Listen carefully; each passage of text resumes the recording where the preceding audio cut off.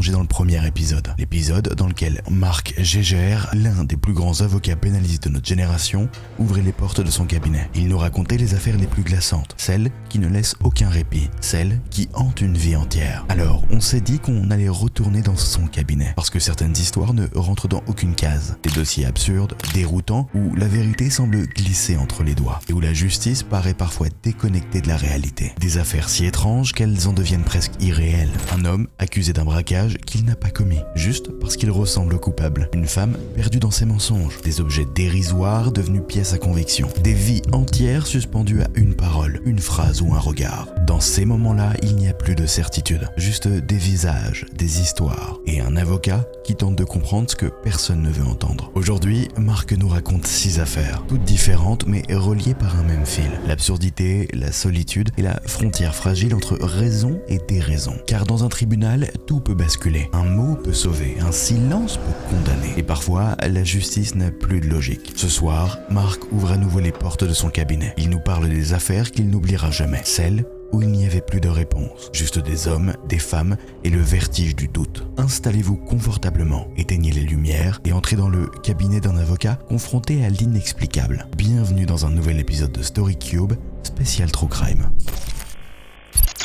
Elle est son beau-père et sa mère la tient physiquement. C'est-à-dire qu'elle lui tient les bras pendant que l'autre fait ce qu'il a à faire. Et tu te dis pour te rassurer, bon bah là voilà, j'ai touché le fond, je verrai jamais pire. Et en fait à chaque fois tu vois pire. Comment ils font pour se défendre?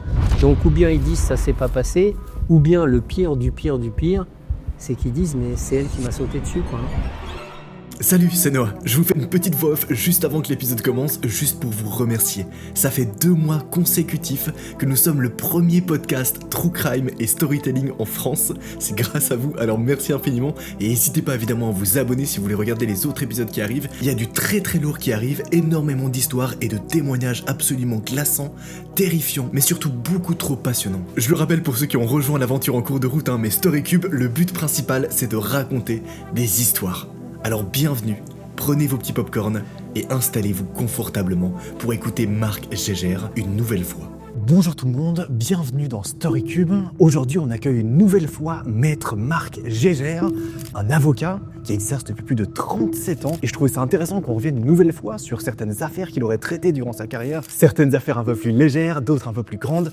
Nous allons voir ça dans les moindres détails. Marc, bienvenue dans StoryCube. Comment tu vas déjà depuis ? Eh ben écoute, ça va toujours aussi bien et je suis toujours aussi content d'être là.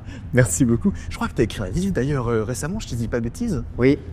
Les survivants. Oui. Ça traite de... En fait, j'ai voulu regrouper il y a 11 affaires, 11 histoires plus exactement, où j'ai accompagné des familles qui avaient perdu un proche dans des conditions évidemment dramatiques, des gens qui avaient été tués, assassinés, que ce soit un enfant, une mère, un frère, une sœur.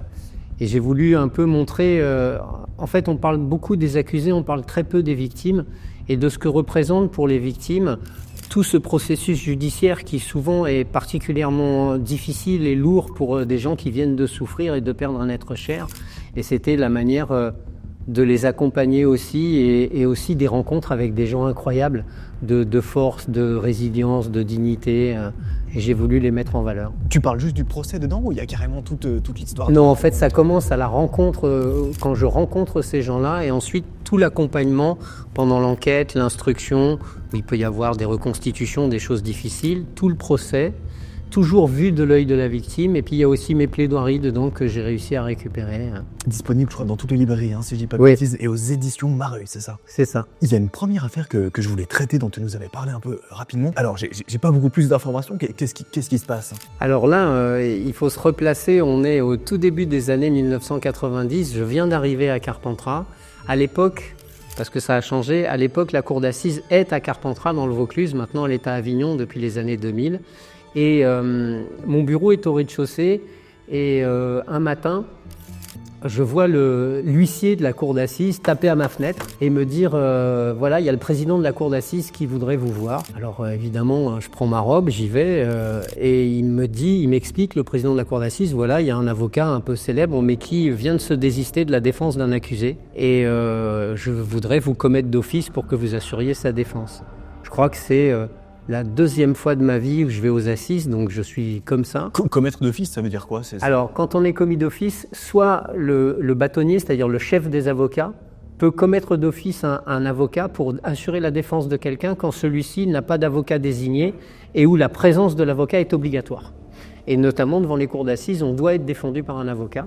Et donc, le bâtonnier peut le faire, mais aussi le président de la cour d'assises, un magistrat qui préside une audience, peut commettre un avocat d'office pour assurer la défense d'un accusé.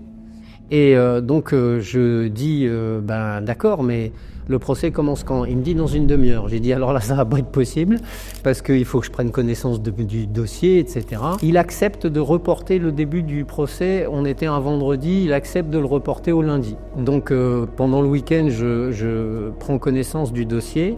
Je vais voir ce monsieur qui était en prison et qui me dit, voilà, je suis accusé d'avoir commis un braquage. Ils sont deux co-accusés. Et moi, j'ai rien à voir avec ça. J'étais pas là, j'étais pas sur les lieux, etc. Il faut se replacer dans le contexte de l'époque.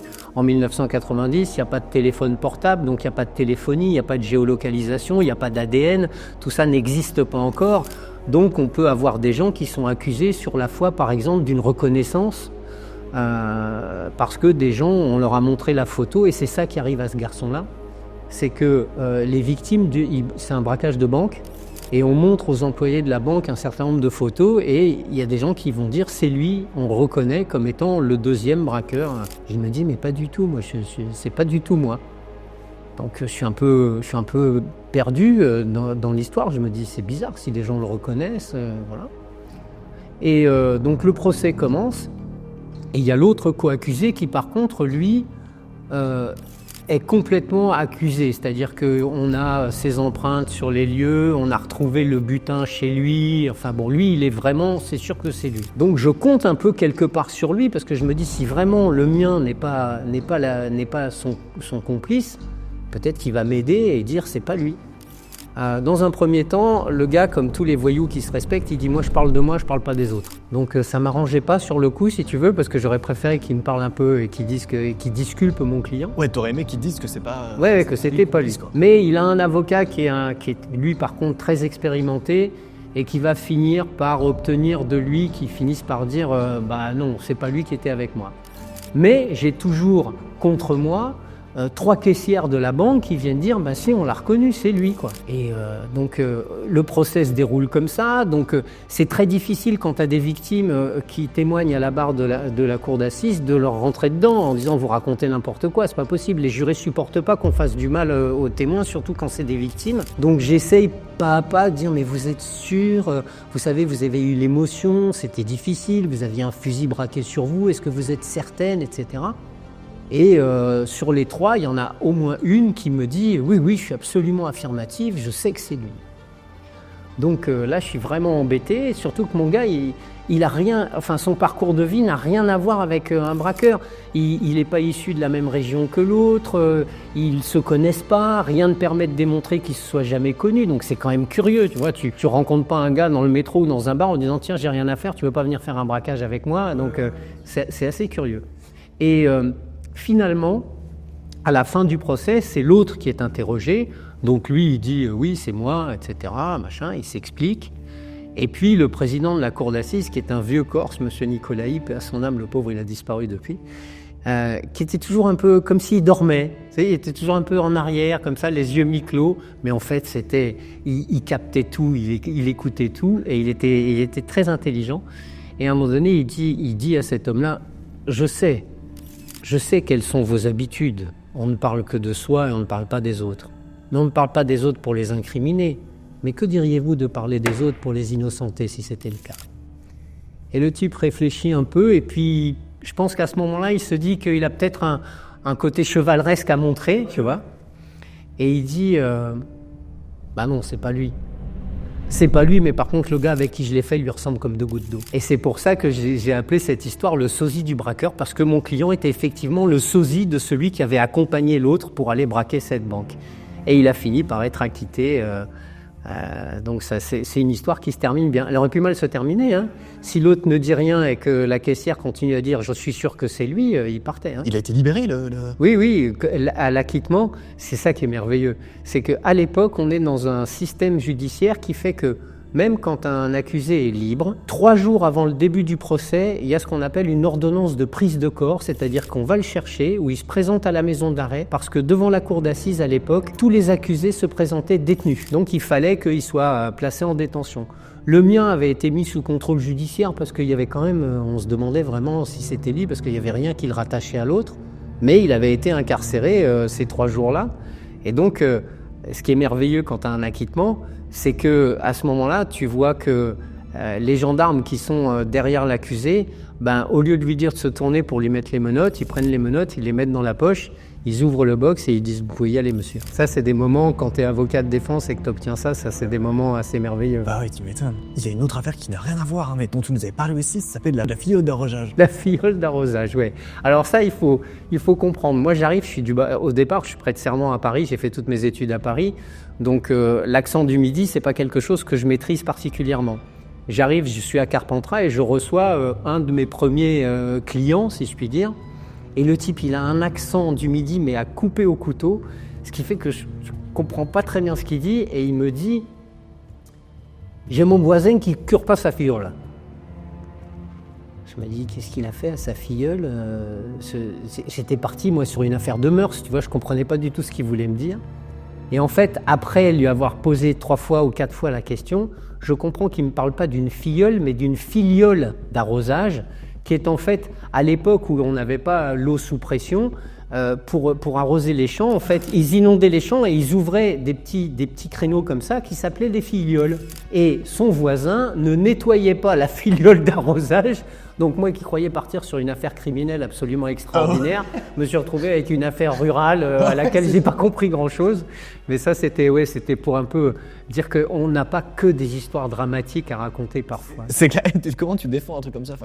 En fait, là, c'était une affaire civile qui n'était pas très compliquée. Si tu veux, dans ces cas-là, l'avocat envoie une mise en demeure, c'est-à-dire on envoie un courrier recommandé au voisin en disant « voilà, monsieur, au terme des obligations qui sont les vôtres, vous devez nettoyer la filiole d'arrosage au moins 2 fois par an.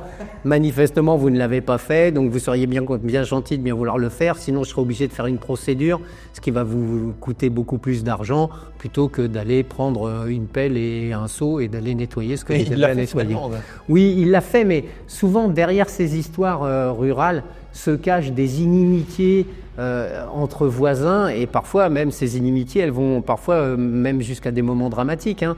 On a eu des histoires dans mon coin là-bas, dans le Vaucluse, il y a eu des histoires où, pour une histoire aussi sordide que ça montait en épingle, et les types finissaient par se chercher avec des fusils de chasse, quoi. Hein. Oui, parfois ils sont un peu sanguins quand même. T'as déjà eu comme ça des affaires de mœurs où quelqu'un aurait tué quelqu'un? Il y a eu une affaire. Alors il y a eu une affaire où moi je suis intervenu, mais très peu de temps, mais c'était une affaire qui a défrayé la chronique dans le Vaucluse. C'est que c'était une histoire d'héritage. Un monsieur meurt et il a 3 fils. L'héritage dur. En fait, ça se liquide pas, et c'est toujours entre les mains d'un notaire.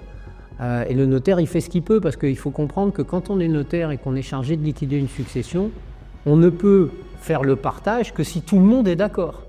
Le notaire, il n'a pas le pouvoir d'imposer à l'un ou à l'autre de faire telle ou telle chose, et finalement, on ne peut pas contraindre une personne à donner son accord à un partage s'il ne l'est pas. Et donc, comme il ne tombait jamais d'accord, il y avait un des 3 frères qui était un peu parano et qui pensait que tout le monde était contre lui.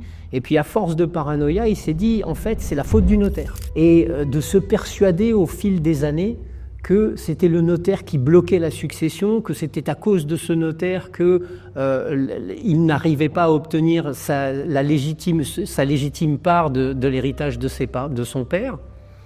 Et finalement, un soir, cet homme-là prend une carabine 22 long rifle, se gare sur le parking qui donne juste à l'entrée de l'étude du notaire, va attendre que le soir ce notaire sorte de son étude et va à 20 mètres de distance lui tirer une balle Et il va tuer le notaire, quoi. Et tout ça pour une histoire, alors que le notaire, il avait rien, il n'y était absolument pour rien, le pauvre. Mais voilà, parfois, comme quoi, tu vois, ce qui est fou dans les histoires dont on s'occupe quand on est avocat, on se rend compte parfois à quoi ça tient. Il y a des histoires où, encore aujourd'hui, je peux te dire que j'ai défendu des familles ou des femmes qui ont vu leurs proches mourir pour rien. Je me rappelle d'une affaire qui est dans le livre, d'ailleurs, que j'ai appelée Catherine, parce que c'est le nom de la compagne de celui qui est décédé. L'histoire est incroyable. C'est un couple sans histoire. Ils se sont retrouvés, c'est un deuxième amour, si tu veux, donc ils se sont retrouvés un peu sur la deuxième partie de leur vie. Ils vivent leur amour sereinement, ils sont tous les deux merveilleusement heureux. Lui, il a un petit boulot, elle est aide-soignante. Voilà, enfin, je veux dire, c'est le couple lambda comme on en trouverait absolument partout. Un soir, quelques jours avant, il va, lui, mettre son ordinateur à réparer dans un magasin, dans un centre commercial. Un jour, il doit aller récupérer l'ordinateur et il envoie un texto à Catherine et il lui dit « Écoute, je vais faire le plein, je récupère l'ordinateur et je rentre. » Catherine qui est sa femme, donc. Hein. Catherine qui est sa femme. Et tous les jours, ils s'envoyaient des petits messages. Tous les jours, il rentrait à midi manger avec elle. Enfin bon, c'est vraiment des gens qui s'adoraient. Cet homme-là va faire le plein de sa voiture et va chercher son ordinateur au magasin. Et il arrive au magasin et 1 minute plus tard, une fois qu'il est arrivé, il y a un type qui rentre avec un fusil et qui va tirer. Il se retourne comme ça. Il a juste eu le temps de se retourner. En même temps, le vendeur qui est en train de s'occuper de lui regarde en disant « Mais qu'est-ce qui se passe? Qu'est-ce que vous voulez ?» Et le type, sans dire un mot, il tire sur le vendeur et sur cet homme-là. Il les blesse mortellement et lui, il va mourir. Heureusement, le vendeur, lui, sera sauvé, mais cet homme-là va mourir. Et ce qui est fou dans ces histoires-là, Noah, c'est que tu te dis « Et s'il était allé faire d'abord récupérer l'ordinateur et faire le plein après ?» Ouais. Et s'il s'était dit « Oh, c'est trop tard, je vais rentrer directement, j'irai le chercher demain », mais il serait toujours en vie. Tu vois, parfois, ce qui est fou dans nos histoires, c'est qu'on se rend compte qu'il suffit d'un rien pour que tout le mécanisme criminel se mette en place, alors qu'il aurait très bien pu se passer complètement, la vie aurait très bien pu faire que ça ne se serait jamais passé, parce qu'il n'y avait pas de mobile particulier. On se rendra compte après, pour avoir plaidé ce dossier, que finalement ce garçon-là, qui était d'origine arabe, c'était en train de se radicaliser. Alors on s'est posé la question de savoir parce qu'il n'a jamais rien voulu dire pendant le procès, on s'est posé la question de savoir s'il voulait faire une action pour montrer qu'il faisait partie de ceux qui pouvaient agir et donner leur vie pour la cause qui était la sienne. Mais voilà quoi, et cet homme-là, il est mort pour rien. Il est mort parce qu'il y a eu une succession de circonstances qui ont fait qu'il était au mauvais endroit, au mauvais moment. C'est ça, il n'avait aucun lien en fait finalement. Rien, absolument rien. C'est un client lambda qui rentre dans une boutique récupérer sa tour d'ordinateur, quoi. Il se passe quoi dans un procès si d'un coup l'accusé en fait il veut pas parler du tout? Alors en fait, dans un premier temps... T'as le droit déjà de pas parler comme ça? Oui. C'est un droit européen même, ça vient de la Convention européenne des droits de l'homme, le droit au silence. C'est-à-dire que tu as le droit, quand tu es accusé, de garder le silence. Tu as le droit de faire une déclaration spontanée, c'est-à-dire de refuser de répondre à des questions, mais de dire voilà ce que j'ai à dire et je m'arrête là, ou de répondre aux questions qui te sont posées. Et ce droit est rappelé à tous les accusés à chaque début de procès parce que c'est une obligation qui est faite par la loi. C'est très compliqué quand quelqu'un refuse de parler, parce que y a une frustration de tout le monde, parce que même si alors cette affaire-là, elle est aussi incroyable. Comment on a retrouvé ce garçon? Parce qu'au départ, lui il tire, il reprend sa voiture, il s'en va. Et comme il n'y a aucun lien, il n'y a pas de mobile apparent, il n'a pas déposé quelque chose, il ne s'est pas engueulé dans ce magasin avec le vendeur, enfin il n'y a rien, on ne sait rien. Et en fait, c'est grâce aux caméras de vidéosurveillance qui se trouvent dans toute la galerie marchande, tout le centre commercial, qu'on va finir par trouver un véhicule qui arrive à peu près au moment des faits, qui repart 3 minutes après. On se rend compte en zoomant qu'il y a un autocollant un peu particulier à l'arrière du véhicule. Et les policiers vont faire un travail colossal de recherche là-dessus. Et ils vont finir par identifier le véhicule qui, heureusement, appartient bien à la personne en question, parce que ça aurait pu être un véhicule volé. C'est ça. il appartient bien à la personne en question. Ils vont réussir à lui tomber dessus. Et chez lui, on va trouver effectivement l'arme. Et il a utilisé une arme d'un calibre, une arme de chasse, mais d'un calibre très particulier. C'est un calibre 16 et pas un calibre 12. Le calibre 12, c'est celui que tous les chasseurs utilisent. Et donc, on va arriver à faire des expertises et on va montrer que c'est bien ce fusil qui a servi pour ça. Et c'est ça qui va l'accuser de manière exemplaire. Il risque quoi, pardon, Ah bah là ça, le gars, s'il parle pas, tu vois, comme ça pendant... Ah bah, de toute façon, si tu veux, c'est pas parce qu'on parle pas qu'on peut pas être condamné. Hein. Ouais. En fait, ça correspond un peu à ce qui se passe aux États-Unis avec le 5e amendement, où on dit qu'une personne a le droit de ne pas répondre à une question si cette question l'incrimine. En fait, c'est la transposition de ce droit-là en droit européen et donc par voie de conséquence en droit français, de dire à une personne que si vous êtes accusé, vous avez le droit de garder le silence. Autrement dit, vous avez le droit de ne pas donner des éléments qui permettent d'asseoir votre culpabilité. Il faut que, en fait, pour démontrer que quelqu'un est coupable, il faut apporter la démonstration par des éléments qui ne dépendent pas de lui, des éléments objectifs. Un ADN, une vidéosurveillance, une téléphonie, une géolocalisation, enfin des choses aujourd'hui, avec les moyens techniques qu'on a, qui est beaucoup plus facile qu'il y a quelques années. Si tu es accusé, en fait, techniquement, tu as meilleur temps quand même de répondre aux questions. Oui. D'abord, si tu es accusé à tort, il vaut mieux, oui, bien sûr, ça c'est une évidence, parce que tu peux avoir un alibi, tu peux avoir des gens à faire témoigner qui diront que tel jour, à telle heure, tu n'étais pas à cet endroit-là, mais que tu étais ailleurs. Après, quand tu es accusé et que c'est toi qui as commis les faits, la question peut se poser de savoir si tu dois aider les services enquêteurs à asseoir ta culpabilité ou si tu les laisses se débrouiller. Souvent, quand ce sont des criminels un peu aguerris qui ont fait ce choix de vie depuis longtemps, en général, ils ne donnent pas grand-chose. Voilà, ils disent simplement « j'ai rien à voir dans cette affaire ». Ok, mais du coup, est-ce que c'est pas un indice supplémentaire ? Ça suffit pas. Heureusement que ça suffit pas, parce que si on pouvait condamner des gens simplement parce qu'ils refusent de parler, ça serait dramatique. Mais ça oblige en quelque sorte les services de police et la justice à travailler de manière extrêmement précise et objective pour pouvoir véritablement asseoir la culpabilité de quelqu'un sans son aide. Tu nous as parlé d'une autre affaire que j'ai aussi notée, c'est le kiné du Camaret. Oui.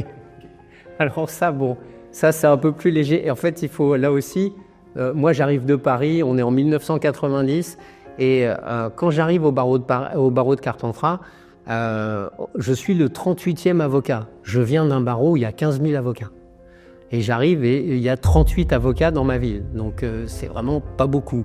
Et on a donc l'obligation, les uns et les autres, soit de prendre des dossiers, ce qu'on appelle à l'aide juridictionnelle, c'est-à-dire accepter de défendre des gens qui n'ont pas les moyens de payer un avocat, mais pour qui l'État, en fait, rémunère l'avocat, pas dans les mêmes conditions, mais en tout cas, il est indemnisé. Et puis, sur le plan pénal, on en a parlé il y a un moment, c'est ce qu'on appelle les commissions d'office. Et quand on arrive à un barreau, évidemment, on va d'abord rencontrer le bâtonnier, qui est le chef des avocats, pour se présenter. Donc moi, je venais du barreau de Paris, je me présente au barreau de Carpentras et au bâtonnier du barreau de Carpentras, qui à l'époque était une femme, Marianne Combe. Et elle me dit, écoutez, je suis ennuyée parce que mes avocats veulent bien prendre les dossiers à l'aide juridictionnelle, mais personne ne veut prendre les commissions d'office. Moi, j'avais aucune formation en droit pénal, si ce n'est l'université. J'avais pas du tout fait cette spécialité-là en fin d'études. Mais je me dis, tiens, pourquoi pas, ça peut être sympa, ça peut être rigolo. Et donc, j'accepte les commissions d'office. Ce qui fait que je vais me retrouver commis d'office devant le tribunal correctionnel. Là, on n'est plus devant les cours d'assises, c'est des affaires qui sont moins graves. Hein. Et je me retrouve devant le tribunal correctionnel, parfois des après-midi entières, à plaider 4, 5, 6 dossiers, parce que tout le monde demandait des avocats à la commission d'office. Et à un moment donné, il y a des affaires où tu n'as rien à dire, en fait. Voilà. Et je me suis dit, il y a peut-être un moyen de faire en sorte qu'il soit moins lourdement condamné, c'est si j'arrive à faire rire le tribunal. Ok, quand tu dis que tu n'as rien à dire, c'est-à-dire c'est-à-dire que la culpabilité, elle est avérée, voilà, à part mettre les bras en croix et dire pitié, il n'y a pas grand-chose à faire. Et à part dire oui, mais sa mère buvait, son père battait sa mère, enfin bon, des choses que les magistrats finissent par en avoir assez d'entendre parce que c'est en permanence ce qu'on leur sert comme soupe, si tu veux. Je me suis dit, on va essayer de les faire rire. Et je ne sais pas si tu le sais, mais en France, il y a une chanson un peu paillarde qui s'appelle « Le curé de Camaret ». Ok. Je ne fais pas la suite parce qu'elle est vraiment paillarde. Okay. Et je plaide pour un kinésithérapeute à Camaret à qui il était reproché, je ne sais même plus quoi d'ailleurs, je ne sais plus, mais c'était un truc qui n'était pas grave. Hein. Mais quand même, il était poursuivi devant le tribunal correctionnel. Et je finis de plaider en disant, écoutez, on a suffisamment ennuyé le curé de Camaret, laissons le kinésithérapeute tranquille. Et là, j'ai un tribunal qui éclate de rire. Et en fait, finalement, le type a été beaucoup moins lourdement condamné parce que j'avais fait sourire mes magistrats. Ouais. C'est pareil avec une autre affaire dont je me rappelle, parce que celle-là, alors elle était assez incroyable. C'est ce que j'ai appelé les fraises qui crient. En fait, je suis commis d'office pour une affaire où, tu sais, dans ma région, c'est très agricole.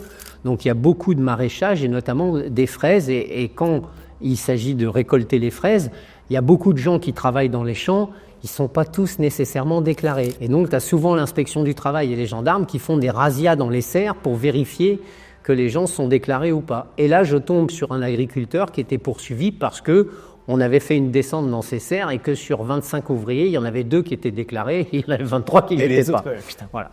Donc là, je me casse la tête, je me dis qu'est-ce que je peux essayer de dire pour lui ? Et je cherche dans le code, et notamment dans le code du travail, il y a évidemment l'obligation de déclarer les gens qui travaillent pour toi officiellement, sinon c'est du travail clandestin, mais il y a une disposition de la loi qui dit si jamais le travail est dicté par l'urgence, vous êtes en droit de déclarer a posteriori, c'est-à-dire un peu plus tard, les gens que vous allez embaucher. Et je me dis comment est-ce que je peux traduire ça finalement avec mon gars qui cueille des fraises ? Et je vais partir dans un délire complètement que je ne pourrais pas faire aujourd'hui. J'ai 60 ans, je ne pourrais plus le faire, mais quand on a 25-30 ans, on était capable de faire ce genre de bêtises. Et je vais de mon tribunal et très sérieusement, je commence à plaider en disant « mais il y avait une urgence, c'était affreux. Vous avez déjà entendu des fraises crier « cueille-moi, cueille-moi ». Et là, je vois mon président du tribunal qui me regarde et il dit « mais qu'est-ce qu'il me raconte ?» Et là, pareil, ils éclatent de rire. Et finalement, le gars a été moins lourdement condamné. Il a pris une amende avec sursis et l'obligation, évidemment, de déclarer l'ensemble des ouvriers. Voilà. C'est ouf. Et ça marche un peu quand même, un tout petit peu. Oui, en fait, j'ai appris avec le temps que quand un dossier, quand tu plaides pas l'innocence de quelqu'un, là il faut être beaucoup plus sérieux, mais quand quelqu'un est coupable et que tout le monde le sait et que rien ne permet de l'empêcher d'être condamné, à ce moment-là, si tu fais sourire tes juges, souvent ça se passe mieux. Voilà. Ça, c'est l'expérience qui m'a permis de dire ça. Est-ce qu'il y a une autre affaire que tu traites dans le livre qu'on pourrait peut-être avoir au bout de cette histoire ? Oui, on pourrait parler de l'histoire de Florian. En fait, l'histoire de Florian, c'est la victime. C'est un garçon de 25 ans.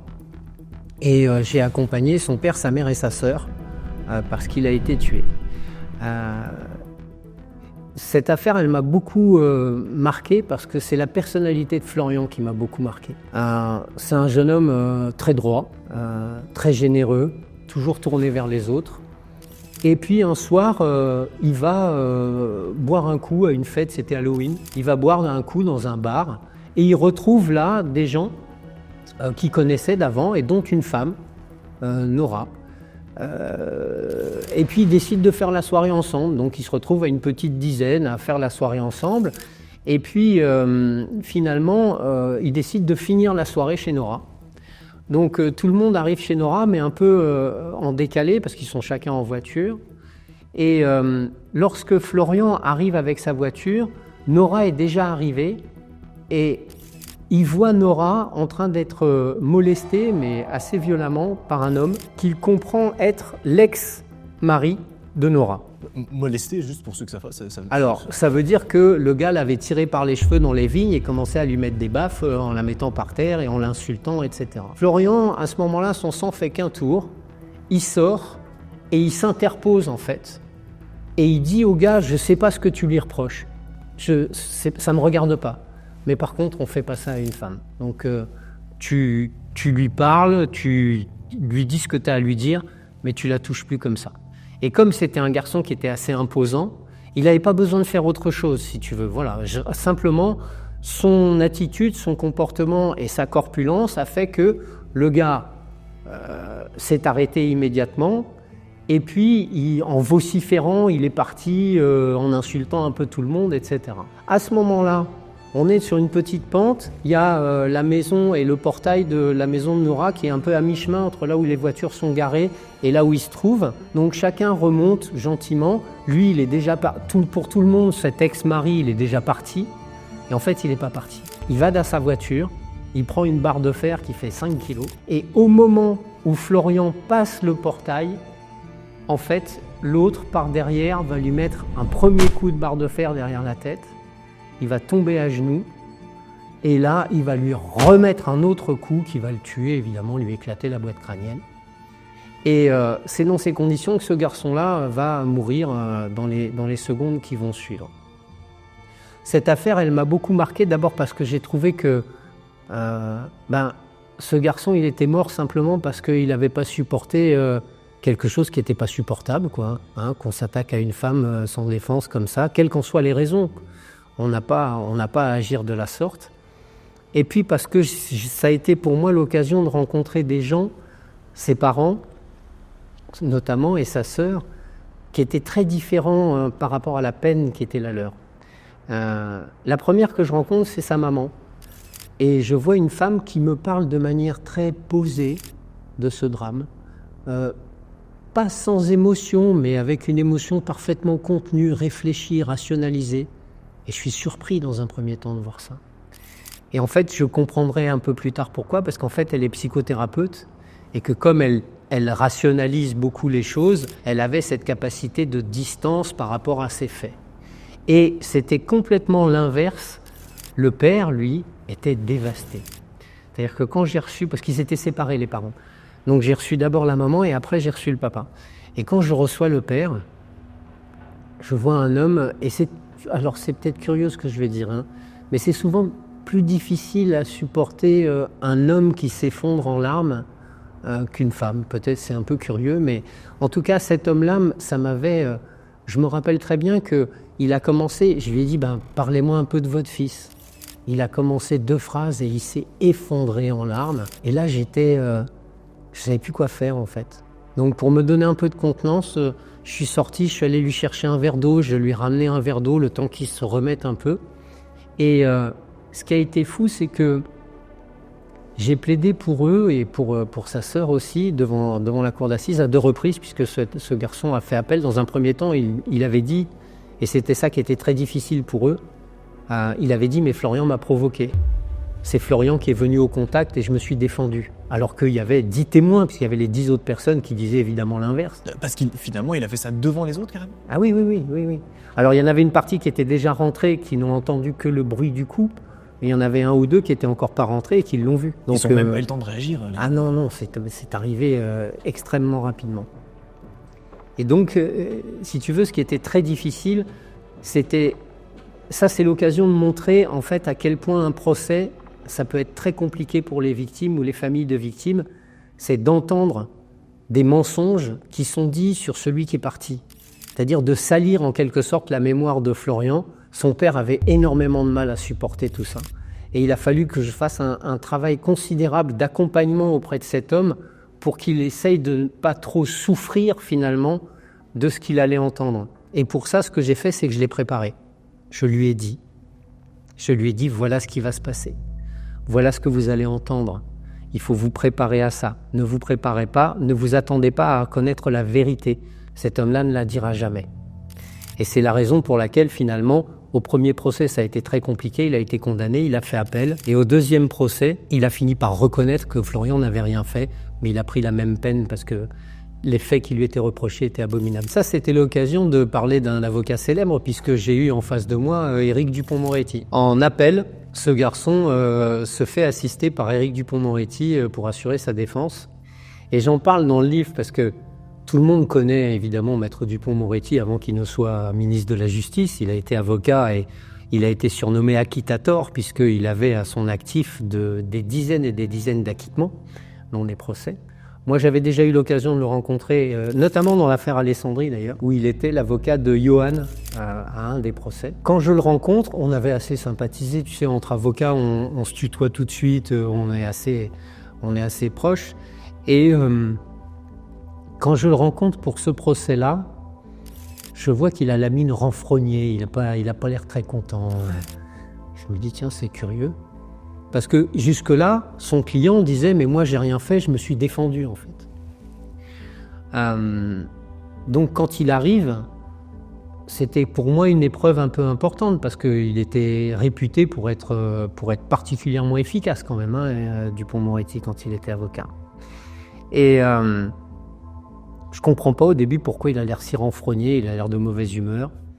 Et puis le procès commence et au début du procès, après que le président de la cour d'assises fasse ce qu'on appelle le rapport, c'est-à-dire le résumé qui informe les jurés de la raison pour laquelle ils se trouvent là et ceux qui vont avoir à juger, on fait lever l'accusé et le président lui dit « Est-ce que vous reconnaissez les faits qui vous sont reprochés ?» Et à ce moment-là, cet homme-là dit « Oui, je reconnais les faits, Florian ne m'a jamais provoqué, il n'a jamais été... » Donc, et là, je comprends la tête de mon Dupond-Moretti qui a l'habitude de plaider des acquittements et qui aime bien plaider les acquittements parce que là, il peut rentrer dans tout le monde. Et là, il va être obligé de plaider ce qu'on appelle la personnalité, c'est-à-dire il va être obligé de plaider en disant « Oui, il l'a fait, mais... » Et ça fait partie des choses que je lui ai rappelées après. Et il me disait effectivement, ouais, ça m'a cassé les pieds. Et donc en cause d'appel, il reconnaît les faits, mais c'était tellement lâche ce qu'il a fait. C'était un crime d'une grande lâcheté, quoi, de prendre par derrière un type qui n'avait fait... Il avait fait quoi ? Il avait simplement dit « Arrête de taper celle qui est la mère de tes enfants, quoi. » Voilà, c'est tout. Donc les jurés n'ont pas bien supporté et il a été condamné à une lourde peine une deuxième fois, quoi. T'as déjà eu des... Salut, mon micro a bugué donc je vais refaire ma question. Je lui ai donc demandé s'il avait déjà eu des affaires dans lesquelles des enfants avaient été impliqués. Oui, j'ai eu beaucoup d'affaires. En fait, pour t'expliquer pourquoi, lorsque j'arrive dans le Vaucluse, je plaide donc parce que je suis commis d'office. Souvent, on me voit souvent au tribunal correctionnel.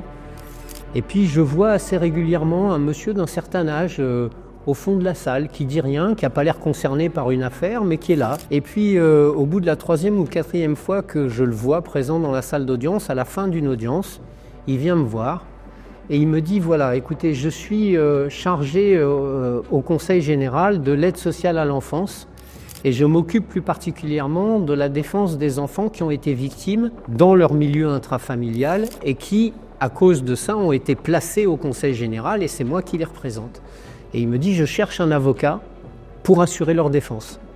Est-ce que ça vous intéresse ?» Et je dis « Oui, bien sûr, parce que quand on est avocat, on a la fibre, je pense, de défendre l'innocence aussi, hein, c'est très important, alors qu'on soit d'un côté ou de l'autre, mais quoi de plus innocent qu'un enfant qui n'a rien demandé de ce qui lui est arrivé et qui a véritablement besoin d'avoir un avocat qui tienne la route pour pouvoir assurer sa défense.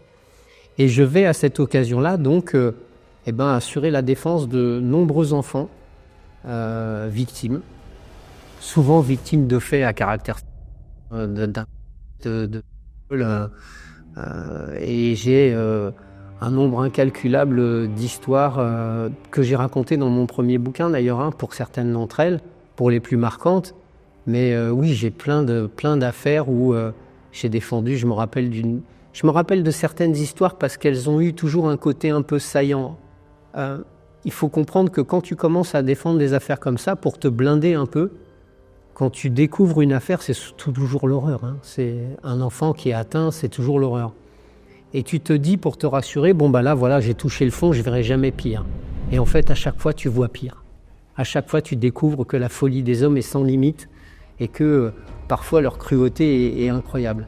Les affaires qui m'ont le plus marqué sont les affaires, en fait, où évidemment les enfants ont été victimes d'un homme, souvent le père ou le beau-père. Et celles qui m'ont le plus marqué, c'est celles où il y avait la complicité active des mères. J'ai eu comme ça une affaire, je me rappellerai toujours, Alors moi, je la défends au moment où j'assure sa défense, elle a 15 ou 16 ans, mais au moment où les faits se sont passés, elle a 8-9 ans. Elle est son beau-père et sa mère la tient physiquement. C'est-à-dire qu'elle lui tient les bras pendant que l'autre fait ce qu'il a à faire.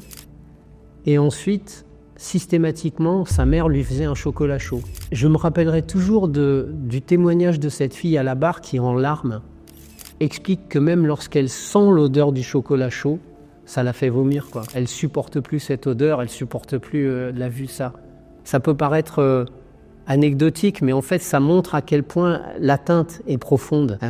Et puis, c'est une trahison. Comment une mère peut faire une chose pareille ? Tout ça pour satisfaire les besoins de celui qui est son compagnon, quoi.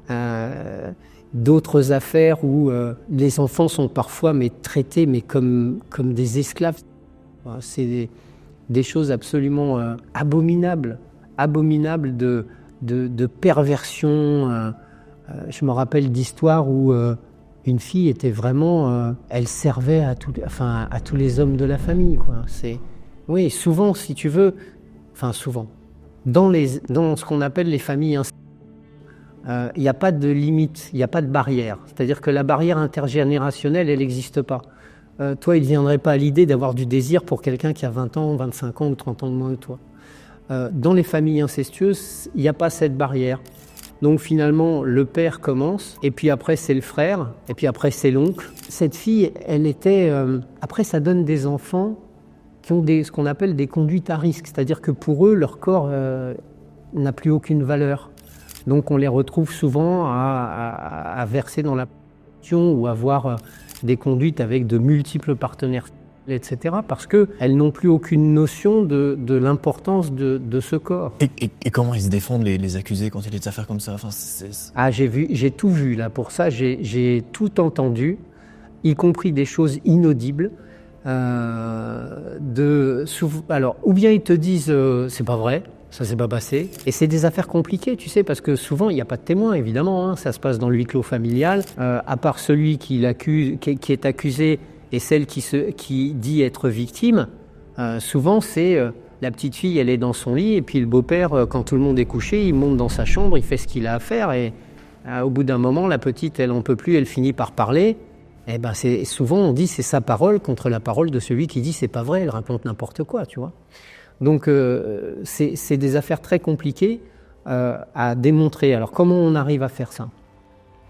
D'abord, ce qui est très important dans ces histoires-là, c'est que on va faire une expertise psychologique de l'enfant. Et l'expert psychologue, il va pas chercher à savoir si elle dit la vérité. On lit pas dans une boule de cristal. Mais par contre, on va chercher à se rendre compte si dans le comportement de cet enfant, on retrouve ce qu'on a l'habitude de trouver chez des gens qui ont été victimes. Tu vois, ça permet d'asseoir un peu plus la parole, la valeur de la parole de ces enfants. Et après, pour répondre à ta question, comment ils font pour se défendre? Donc, ou bien ils disent ça s'est pas passé, ou bien le pire du pire du pire, c'est qu'ils disent mais c'est elle qui m'a sauté dessus, quoi. Hein. Et quand tu dis ça, et que tu parles d'enfants qui ont 8 ans, 9 ans, ou même plus jeunes encore, hein. J'ai entendu, et c'est la seule fois de ma vie et de ma carrière d'avocat où j'ai entendu une présidente de cour d'assises arrêter un avocat de la défense pendant qu'il plaidait. On n'a pas le droit de le faire normalement. La parole de l'avocat, elle est libre, et il a le droit de plaider, nul ne peut l'interrompre tant qu'il n'a pas fini de plaider. Et bien pour une fois dans ma carrière, j'ai entendu une présidente de cour d'assises dire à un avocat, alors c'est affreux ce que je vais dire, hein, il plaidait la pulsion d'une petite fille de 4 ans et demi sur son beau-père. C'est-à-dire le beau-père, il disait, mais c'est elle qui me sautait sur la braguette. Hein. Ouais. Et là, la présidente lui a dit, maître, je vous conseille de vous arrêter. Ça a été un moment où tout le monde s'est figé parce que c'est dans notre système judiciaire, ça n'existe pas d'arrêter un avocat. C'était un truc, c'est te montrer à quelle ampleur on en était et à quel point parfois les avocats perdent leur conscience. Je sais pas, parfois j'ai entendu des trucs plaider, enfin des avocats plaider des trucs, tu te dis mais tu peux pas dire ça, quoi. C'est d'abord parce que personne va te croire, donc ça n'a aucun intérêt pratique. Et au contraire, finalement, ça n'a qu'une conséquence, c'est de faire en sorte que la haine se porte sur celui que tu défends. Parce qu'il ose te faire dire ça, quoi. Mais voilà, parfois c'est compliqué. T'as déjà eu d'autres cas comme ça, où t'as un avocat en face qui a plaidé un truc un peu stupide, ou t'es sûr que c'était cramé ou Oui, oui. Dans des affaires comme ça, souvent j'ai entendu des choses, oui. Dans des affaires... une affaire où je défends une jeune fille. Sa mère se remet avec c'est pas le père de la fille qui est l'auteur des faits, c'est donc entre guillemets le beau-père, c'est le nouveau compagnon de la mère. Il arrive dans cette famille, cette fille a 14 ans, et en fait il va être extraordinairement, parce qu'il faut pas croire que ce sont des monstres qui vont utiliser un couteau pour obtenir ce qu'ils veulent sous la menace d'une arme, c'est pas le cas. Souvent la pire des contraintes c'est l'amour, c'est-à-dire que ce sont des gens qui vont être très gentils avec l'enfant, qui vont beaucoup s'occuper de la jeune fille, qui vont lui dire qu'elle est belle, qu'elle est magnifique, qu'elle est unique, qu'elle est formidable, et que ça serait bien qu'on se fasse un câlin.